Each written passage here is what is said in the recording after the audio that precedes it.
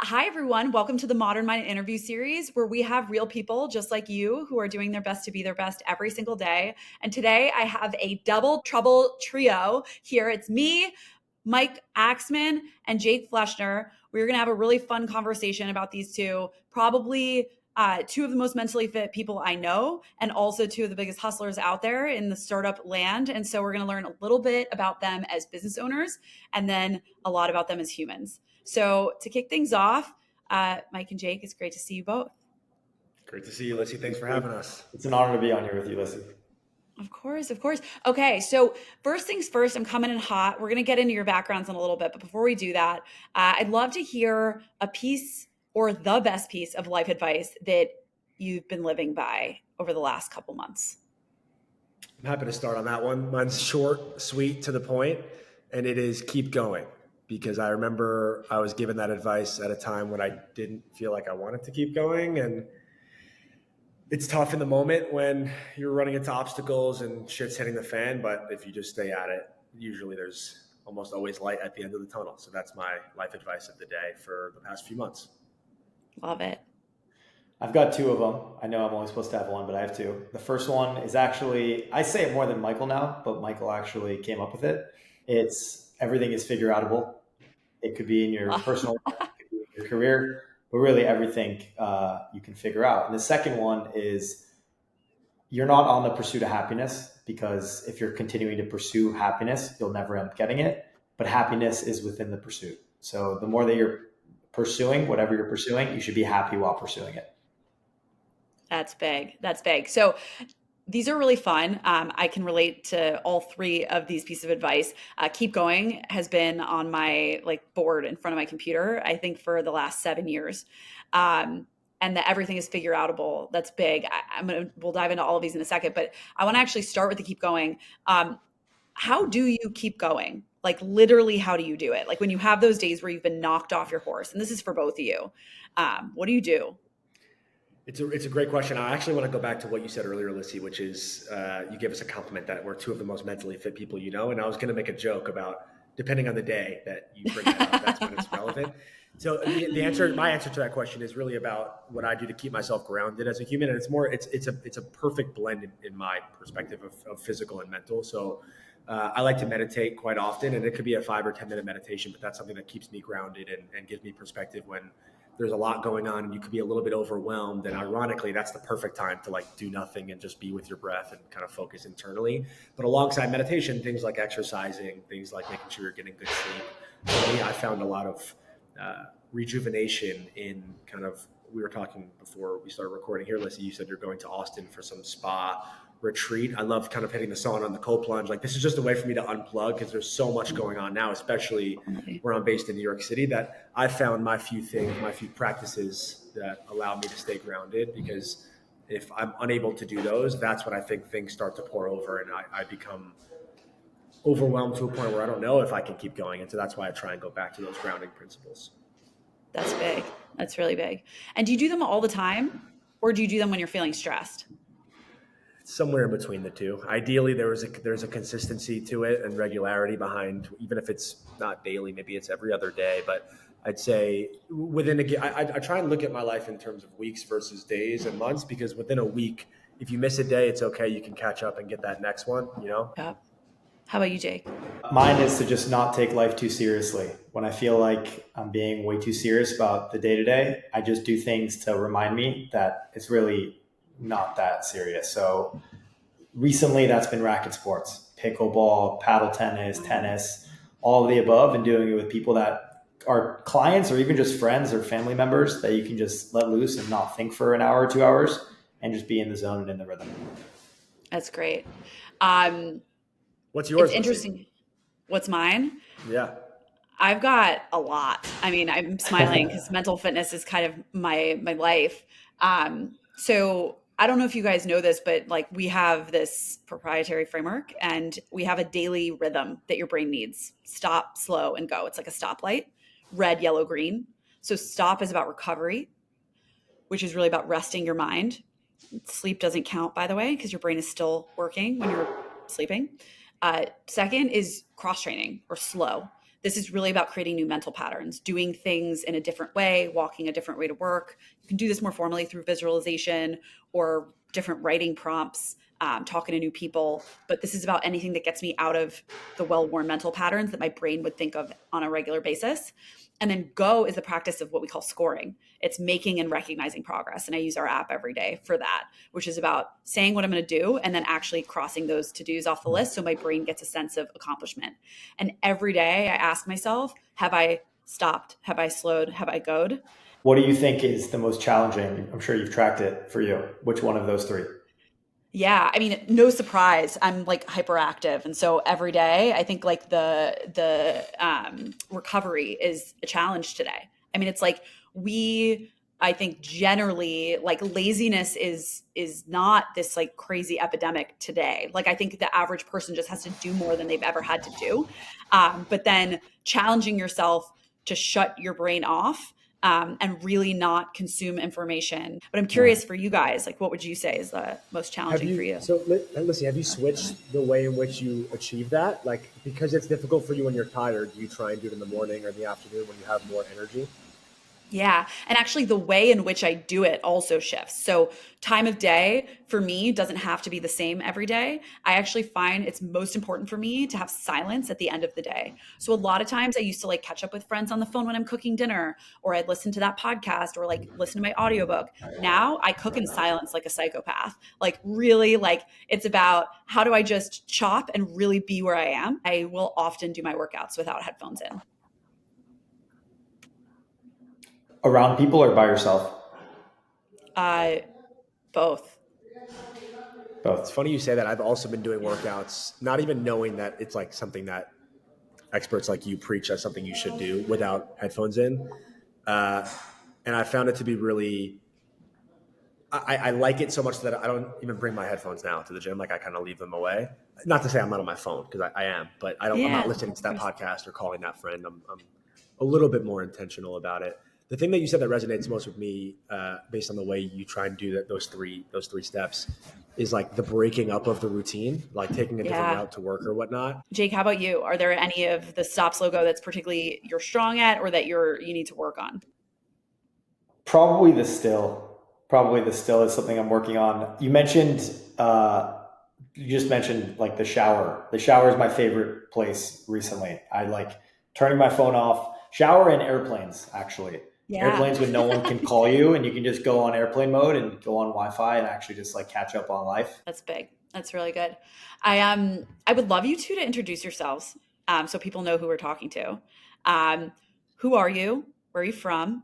What do you like to do?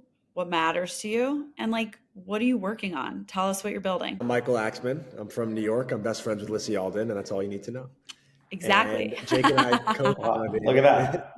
Jake and I co-founded the Nucleus network here in Los Angeles, which is where we both are today, to leverage the power of the warm introduction. People always talk about how your network is your net worth, and it's not what you know, it's who you know.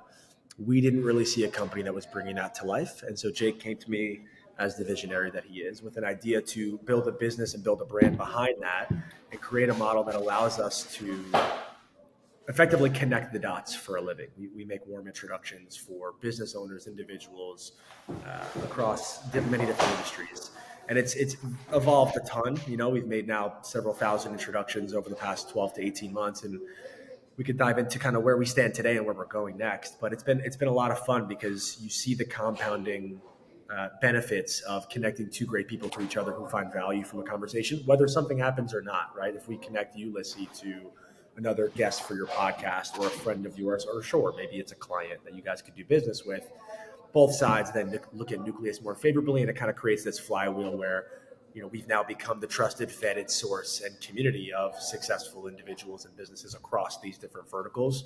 And so it's a lot of fun, and I'm happy to touch on the what we're calling Nucleus 2.0, the three core areas of focus, and I'll let Jake expand on it. But based on the intros we've made and the momentum we've been able to build, the three main pillars of Nucleus today are Nucleus Ventures, Nucleus Advisory, and Nucleus Community.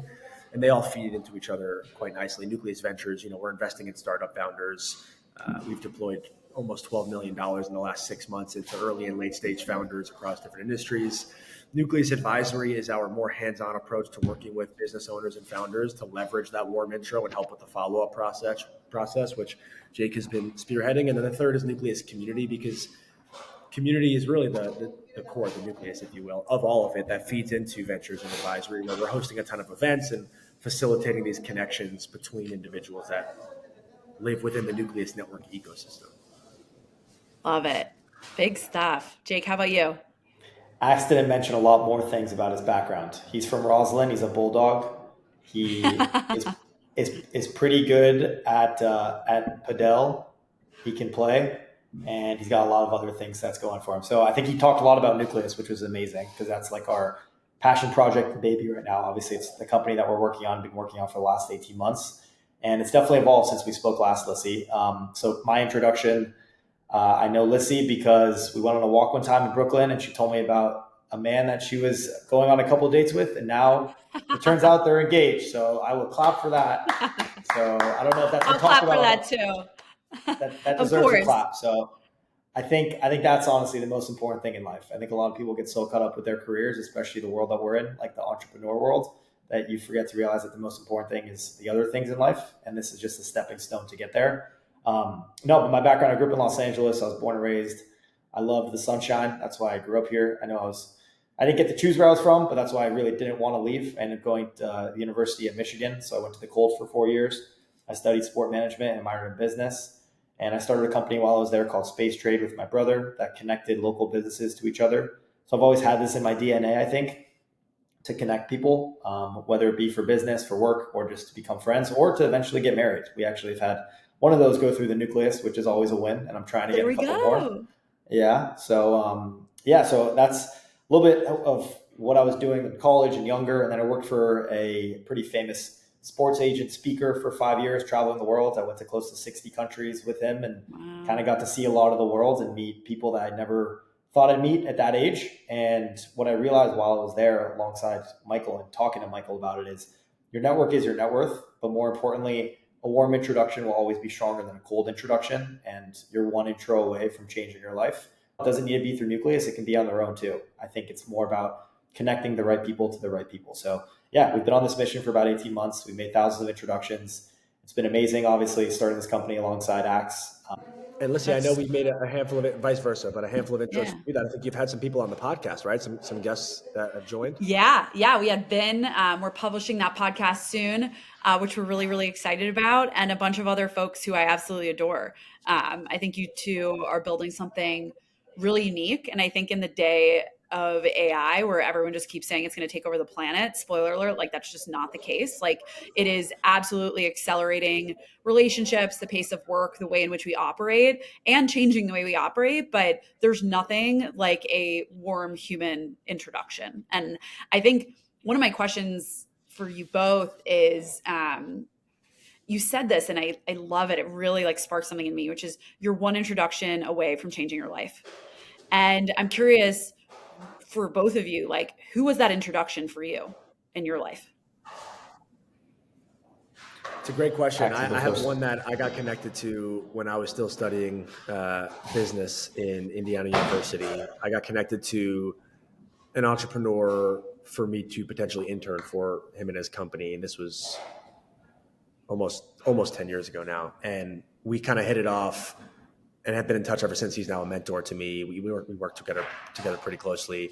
But that one introduction was made by a loose friend of mine at the time. Maybe even I would call him an acquaintance who, maybe saw something in me, and I had made an ask about, hey, I'm looking for an internship, and he had this connection. So, he made that intro in good faith and really not expecting anything out of it. And that changed the entire trajectory of my business and personal life, because this intro led to a full-time job, which then led to, a bunch of relationships that have helped us build out the kind of operator and investor network we have at Nucleus today.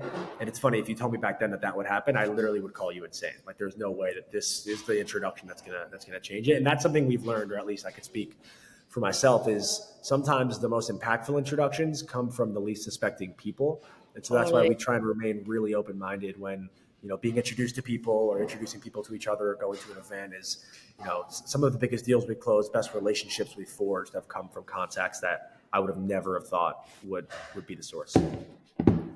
That's big. I actually am laughing. I just wrote someone down I need to introduce you guys to. Speaking of which, all right, this is what they do, people. They're electric. Jake, your turn. I've never been asked that question before, which, Michael, have you been asked that question?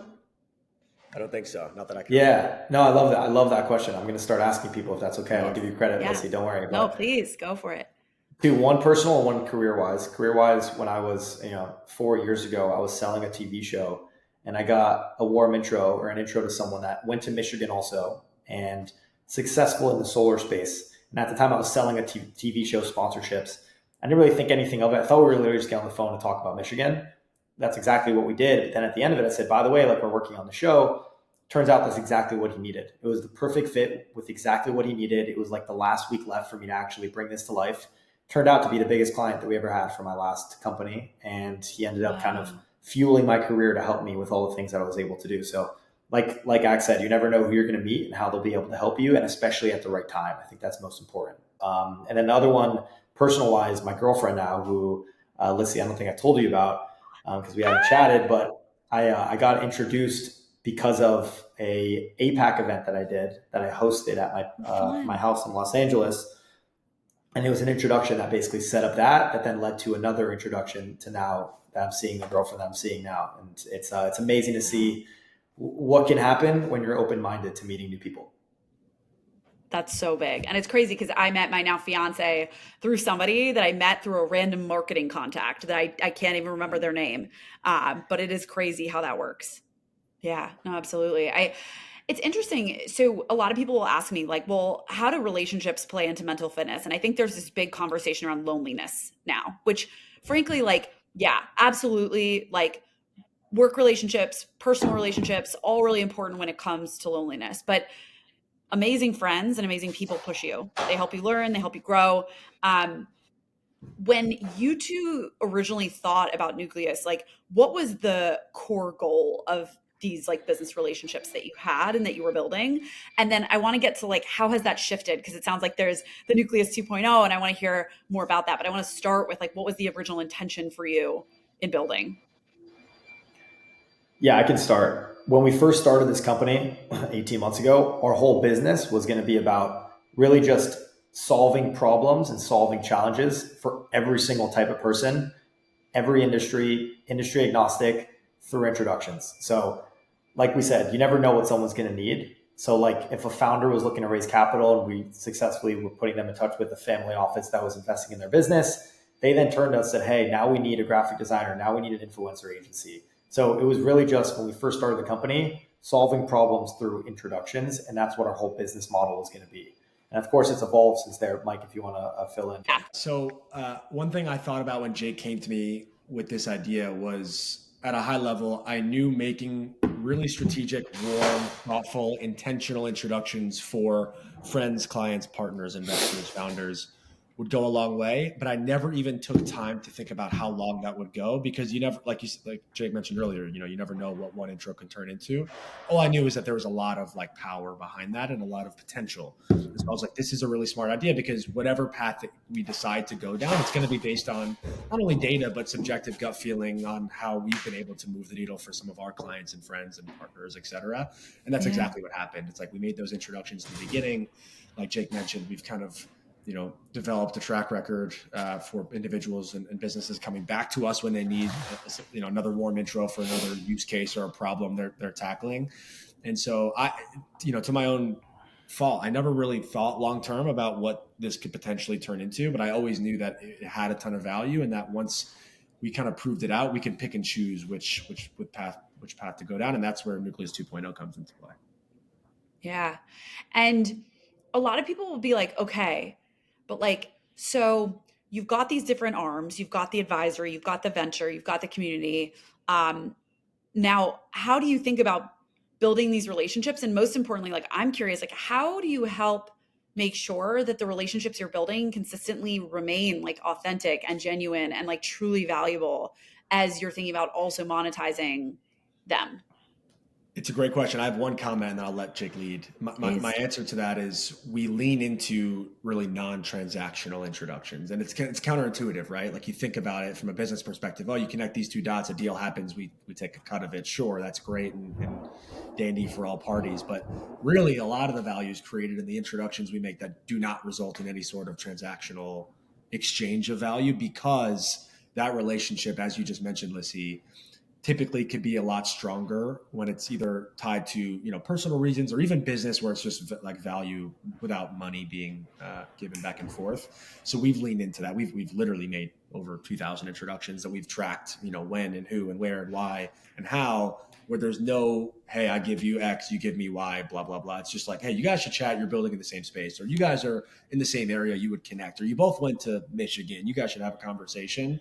And so we found out that leaning into those intros has been a huge game changer for us. Yeah, and adding on to that, a couple more notes. I think a lot of people, when they make an introduction, they don't get a double opt-in, but the double opt-in is our bread and butter. We'll never make an introduction unless both sides are interested in the introduction. That's a very common challenge that we're seeing with other companies and other individuals that are doing this. We'll never have that. And then secondly, a lot of people, as we evolve Nucleus, they say, hey, how much is it just to join the Nucleus?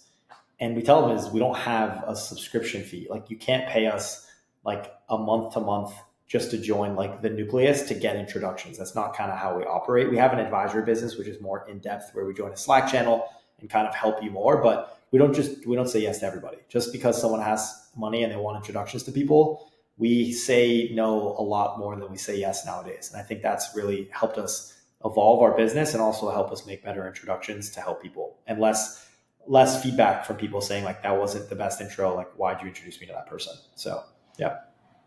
That's really big. And it's interesting because like we talk a lot about with mental fitness, like mental fitness is really about creating the right mindset to achieve your goal. And that a lot of folks like would say like, okay, well, then what's the goal of Nucleus? Like what's the big mission and vision? Because it's a business, so you're making money, but it's also like, by the way, my motto was sales. I like started, it turns out I love sales. I didn't know that because I learned that like great sales is finding your friends and helping them out. Like that's great. And in all fairness, it's one flavor of sales, but like that's what you guys do. Like you guys are incredible. I mean, really, like you've introduced me to such special people.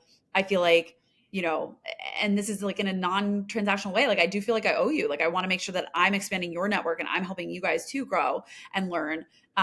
So I feel like you do a great job kind of like building this network, but like, what would you say is like the ultimate goal for you as a biz? My goalpost is always moving. And so the goal from Q3 of 2023 when the business started is a different end zone than, you know, the goal we're setting in Q2 of 2025. And that's going to be different than Q4. So it may be kind of an open-ended, you know, answer, but the truth is because the needs of the business change, because the market trends change, we change with it, and we're pretty dynamic. I mean, I think Jake will probably have a better answer around like the why, you know, and it's all around connecting great people to great people. And it's really fulfilling when you make an introduction and you get a tech. And Lissy, you're amazing at this, by the way. And most people are not, just to be transparent with you, made introductions and you reach back out and you're like, this was amazing. Here's why, here are the next steps. Here's what's happening. Like that gives us so much joy. Love it. Yeah. For my larger vision, which I think entails into Michael's larger vision, is ideally when we say the amount of introductions, quantifying it. Of course, we always want to make very solid, successful intros, which to us means you basically have a call and then you have a follow-up call, like you guys are friends basically. By the time I'm all set in stone here and done with this world, I want to make 1 million introductions at least. Like I want to be known as the person, hopefully it can be under Nucleus, and that's the goal, to make 1 million plus introductions in this world that will eventually turn into billions of dollars of deal value, like hundreds of marriages, like hundreds of friendships, thousands of friendships that'll eventually lead into all different things. So that's like the goal from a tangible perspective. And I also wanted to put out a point about, like, I know you mentioned before about how do you make sure that these are good introductions. There's 5 basic core principles that we like to mention of the people that we want to bring into the Nucleus. It's you need to be an effective communicator. That's very, very important to us. If we're going to introduce you to somebody and we get the double opt-in for you and you take 9 days to answer, it's totally okay as long as you mention to the person we're introducing you to that it's going to take 9 days to answer, or else it's just hard for everyone to stay on the same page. You need to be open-minded. What we've noticed is we work best with open-minded people. A closed mind is harder to talk to than 1,000 open minds. So it's always better to talk to open-minded people. You need to be open to introductions. That's really important to us. You need to come in from a warm introduction. So Lissy needs to introduce us to somebody, or we need to know you ourselves. And then the last one, which is probably the most important, is you need to be looking to grow and looking to evolve. So those are kind of the 5 things that we look for when we're bringing on people just within the Nucleus community.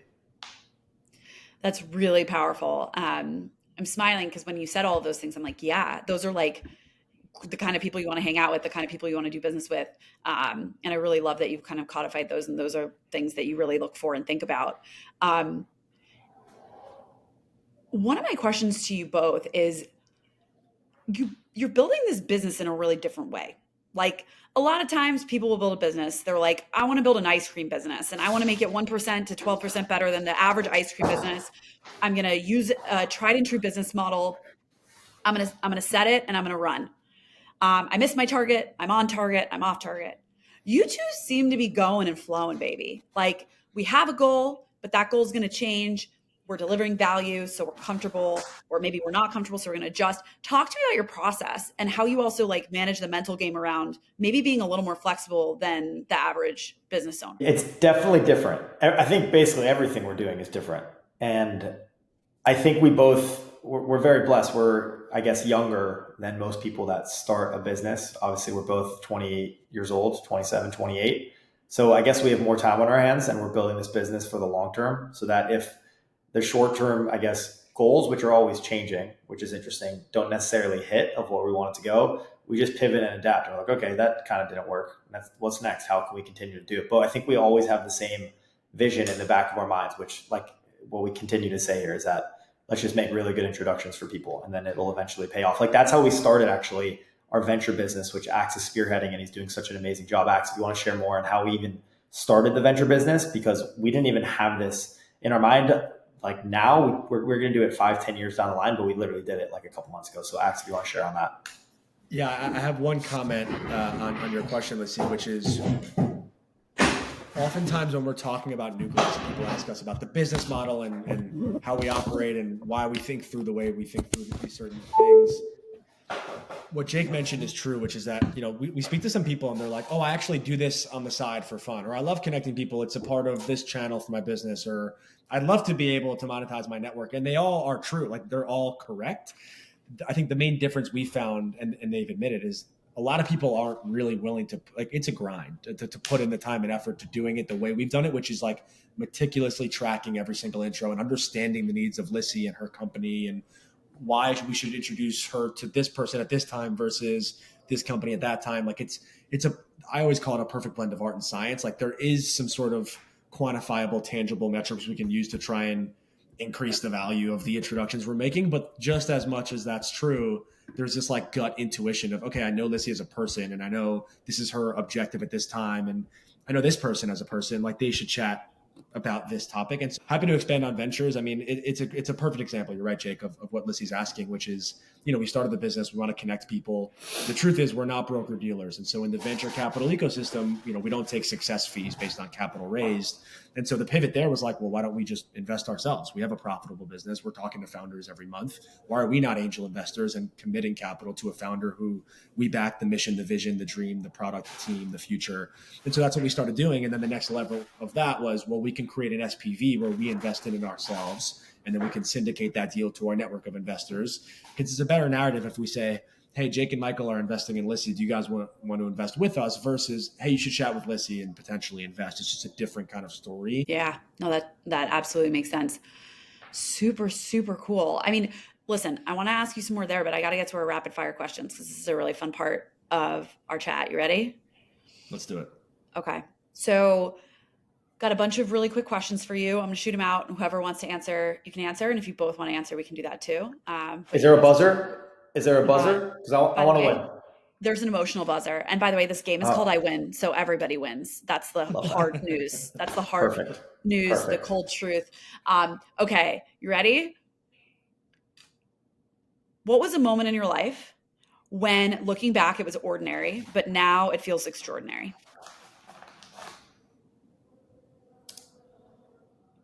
Mine was the amount of travel that I did growing up.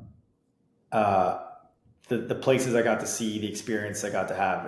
It's not what a normal person would do in their lives, and it's I've definitely noticed it now. Ax? A moment in my life looking back that was ordinary at the time that now feels extraordinary was probably when I was studying abroad, which is where really Jake and I got to know each other. At the time, it felt ordinary. I was going to go study abroad and do the semester in Australia. Looking back on it, those were some of the best memories of my life, and getting to travel as well. But even just being in Australia and learning a new culture and meeting the new people and seeing new places, that was an amazing experience. That's big. Who in your life has taught you the most, and what stands out from that particular teacher? I can say my mother has taught me the most, and it's perfectly fitting for this conversation, Lissy, because it was really about mindset. She's the most positive oriented individual I know, kind of glass half full always. And it's crazy because life always throws shit your way. And I think perspective is really important. But if you have the right outlook on something that could turn a negative into a positive, it really changes your whole thinking, your whole mindset, your whole attitude. And in result, it'll change your whole life. Love it. My mom also. I'll take Ax's answer, and she taught me be nice to everybody. And your brain is way more powerful than you give yourself credit for. You can do anything. Ugh, I'm like ready to go punch a wall or just walk through it. I don't even know. Let's go, moms. Okay, next one. You ready? Ready. You ready to win? Okay. So next question for you is, when your head is spinning, when you've got like the world kind of throwing a ton of shit your way, how do you, or like, what do you do? Like, what are the 1 to 3, like in the moment things? Like, obviously, I doubt, Jake, you've got your racket, one of your rackets, right next to you. Like, I'm playing Pong right now. It's like, what do you do in that moment to kind of slow down and be where you are?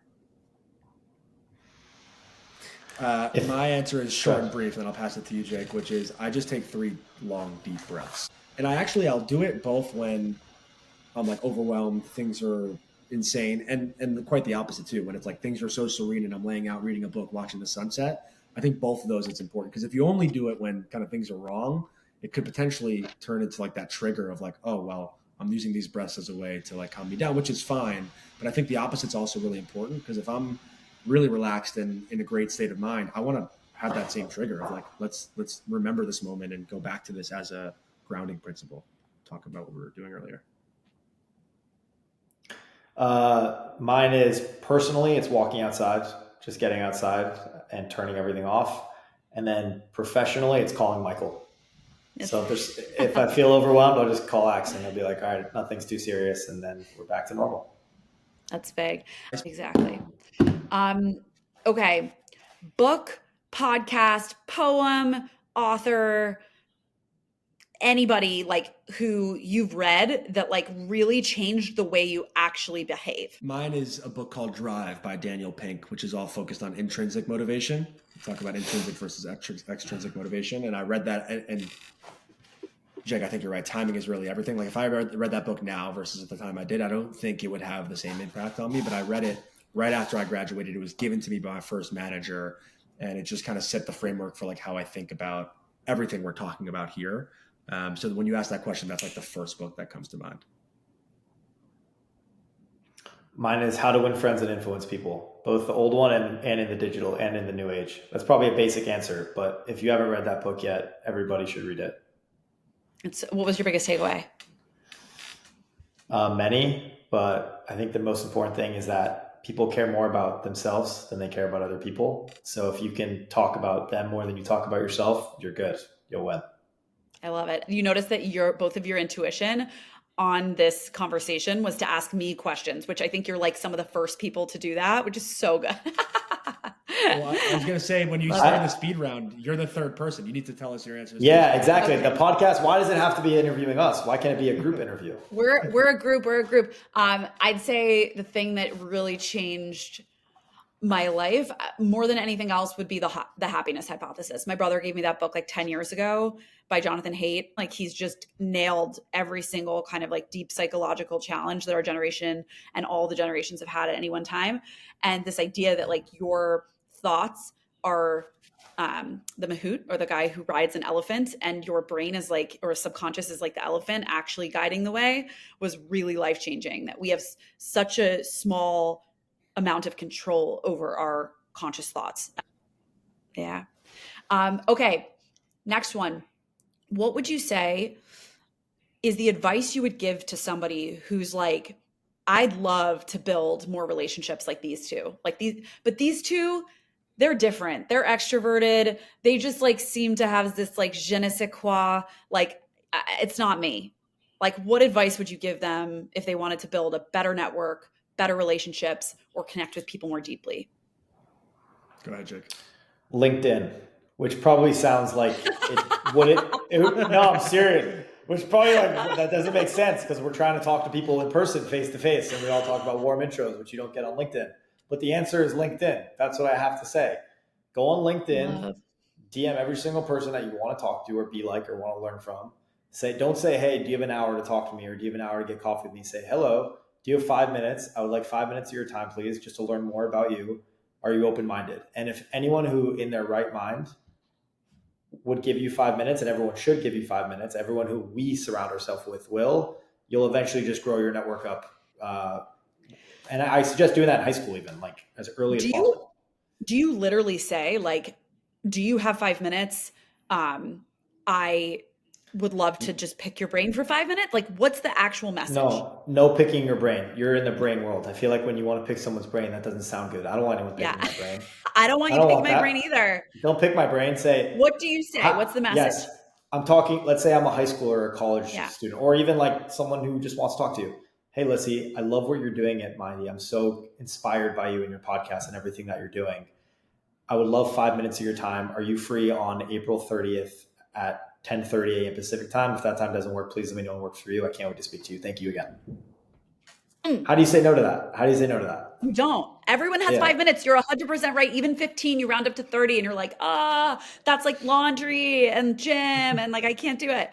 You're right. Yeah. 5 minutes. 5 minutes. That's it. And then eventually the 5 minute turns into, 15, 30 minutes, but that's my advice.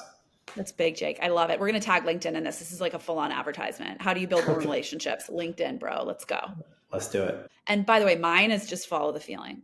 Like I always laugh, like people's LinkedIn photos tell you who they are. People's dating app photos tell you who they are. The way people interact with you tell you who they are. So it's like you feel good in an interaction, someone like is smiling and you get a good feeling, like follow that, like follow up with them, reach out, whatever. If you don't feel like good, then don't. And I think for those people who don't have a natural inclination for reaching out, then I would say like, you got to kind of like work through that piece. Like you have to ask yourself how much of this is my resistance to doing something hard, new, or uncomfortable. But once you get beyond that, your body. How would you reach out? How would you get in front of more people? Yeah. So I'm smiling, Jake, because social media. Yeah, a big part of it. I joke. I have like, my three-pronged approach. One is like, can I find someone to introduce me? Because to your point, there's nothing like a warm introduction. 2 is LinkedIn. I love LinkedIn. I've always loved it. I was off social media for, I think, 8 years and then 5 years before grad school. Like LinkedIn, though, has been such a source of opportunity and connection for me. I've met friends that I am like very much friends with, like just purely by reaching out on the internet. So I think LinkedIn is really powerful. The third thing is I write love letters. Like when I really want to get in front of somebody, I call them love letters because I sit there with a cup of coffee and I'm like, what would I need to hear in order to like really hit home? And like, I get to know them on the internet, as much information as I can find. And then I write them a letter telling them how special I think they are because I mean it. Like I really comes from here. Wow.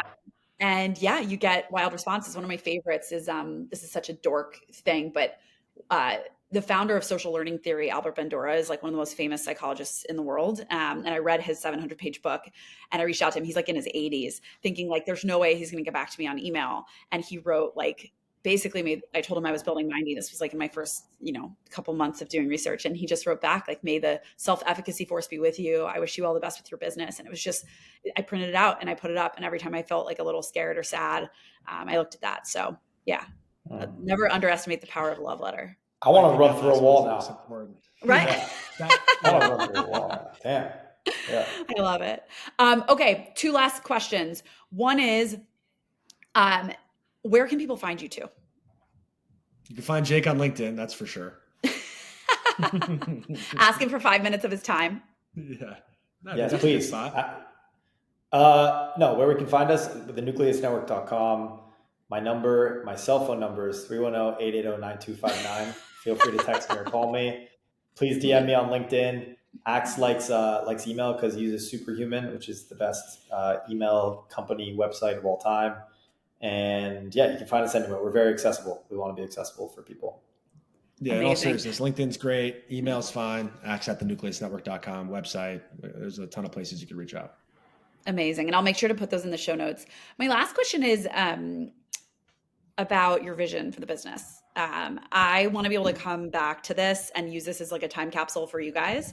Like I said, if mental fitness is all about building the right mindset to achieve your goals, like I want to hear like what is the biggest, loftiest vision, ambition for Nucleus Network that we can revisit in 5 years, 10 years, and say, wow, we like grew so beyond that. Axe, you can go first if you want. Jake, you and I both know this question's right up your alley, so I'll let you handle it. Perfect. I love going first. It's my favorite thing to do. 5 years.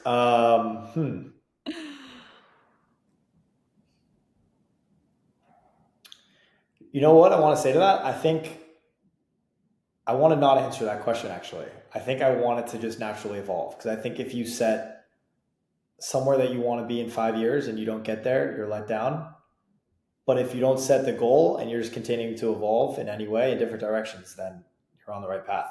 That's probably not the answer you wanted, because you want it to be more tactical, but that's the answer I would give. No, I love it. I think it's so great. Well, we will use this in 5 years. I'll set a time reminder. I'll send a link to this conversation, and we'll revisit and see what kind of magic unfolds. There was no expectation, Jake and Axe. I love that. I think it's very, very true to form and very authentic in how you two truly build today.